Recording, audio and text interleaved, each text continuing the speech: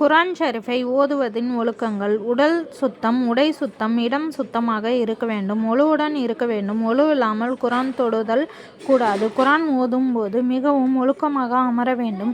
குர்ஆன் ஷரீஃபை ரைஹால் மேல் வைக்க வேண்டும். குர்ஆன் ஷரீஃபிற்கு மேலுறை அணிவிக்க வேண்டும். அவுது பில்லாஹி மினஷ் ஷைத்தானிர் ரஜீம் பிஸ்மில்லாஹிர் ரஹ்மானிர் ரஹீம் என்று சொல்லி ஓத துவங்க வேண்டும். குர்ஆன் ஷரீஃபை ஓதும்போது பேசாமல் இருக்க வேண்டும். ஏதாவது அவசர பேச்சுகள் பேச நேர்ந்தால் பேசிவிட்டு அவுது பில்லாஹி மினஷ் ஷைத்தானிர் ரஜீம் என்று சொல்லி துவங்க வேண்டும். அல்லாஹ் நாம் ஓதுவதை கேட்கின்றான் என்ற இறை அச்சத்தோடு ஓத வேண்டும்.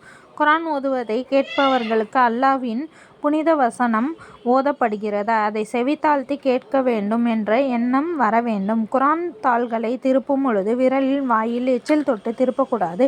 குர்ஆன் ஷரீஃபை கிழிக்காமலும் அழுக்குப்படியாமலும் பாதுகாக்க வேண்டும். குர்ஆன் ஷரீஃபை எடுக்கும்போது நெஞ்சோடு அணைத்து மிகவும் கண்ணியமான முறையில் எடுத்து கொண்டு வர வேண்டும். குர்ஆன் ஷரீஃபை